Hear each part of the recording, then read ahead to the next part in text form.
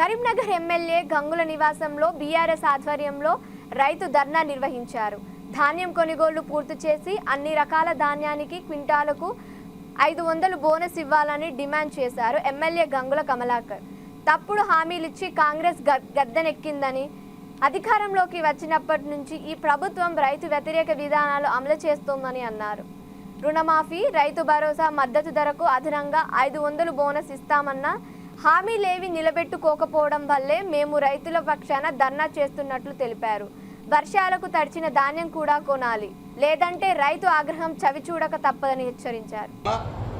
ప్రభుత్వం కాంగ్రెస్ ప్రభుత్వం పునరాలోచించుకోవాలి, రైతుకు ఇస్తాన హామీని నెరవేర్చాలి.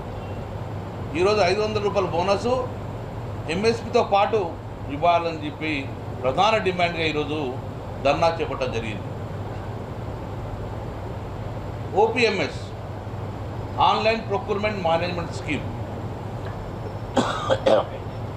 ఓపీఎంఎస్ ద్వారా రైతుల కొనుగోలు జరుగుతుంది.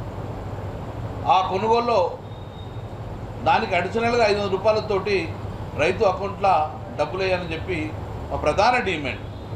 ఎంఎస్పి 2200 రూపాయలతో పాటు ఈ 500 రూపాయలు అడిషనల్గా బేషరతుగా, అంటే ఎవరికి కూడా కండిషన్ లేకుండా, ఎలాంటి కండిషన్ లేకుండా వారికి ప్రతి ఒక్క అకౌంట్లో ప్రతి క్వింటాలకు 5 రూపాయలు బోనస్ ఇవ్వాలి.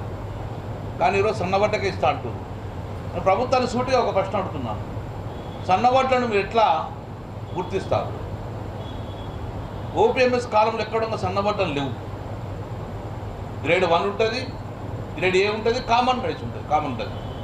ఇంతకుముందు హెచ్ఎంటీ కానీ బీపీటీ కానీ ఇవన్నిటి కూడా గ్రేడ్ 1 కింద చేస్తారు. అలా సన్నాలు ఉంటాయి, దొడ్డులు ఉంటాయి. కానీ సన్న రకాలకు 500 అని చెప్పేసి మీరు ఎలా డిఫరెంట్ చేయగలుగుతారు? చేయలేరు. ఎందుకంటే రాష్ట్రంలో పండించే యాసంగి పంట మొత్తం కూడా 90 to 95%, 100% దొడ్డుబాట్లే పండిస్తారు. సన్నబాట్లు వండియారు యాసంగిలో. మరి యాసంగి మొత్తానికి కూడా ఈ 500 బోనస్ ఇవ్వరా? నేనేమంటున్నా, యాసంగిలో రైతందరూ దొడ్డుబాట్లు ఇస్తారు కాబట్టి ఈ దొడ్డుబాట్లు అన్నింటిలో బోనస్ ఇవ్వాలని చెప్పేసి నా ప్రధాన డిమాండ్. సన్నబాట్లకు వేసేవాళ్ళు చాలా తక్కువ ఉంటారు. ఆ సన్నబాట్లను కూడా ఇంతమంది ఎఫ్సీ గుర్తించలేదు. ఈ సన్నబాట్లు అని దొడ్డుబాట్లు గుర్తించలేదు. కొన్ని సన్నబాట్లు కూడా గ్రేడ్ కామన్ ఏరియా కింద అంటారు, కొన్ని దొడ్డుబాట్లు కూడా గ్రేడ్ ఏ కింద కూడా డిఫరెన్స్ చేస్తారు. కాబట్టి ఇక్కడ అటువంటి నిబంధన లేదు, అటు గుర్తించే ప్రక్రియ లేదు, గుర్తించలేము కూడా. ఏవి సన్నబాట్లు ఏవి దొడ్డుబాట్లు గుర్తించలేము.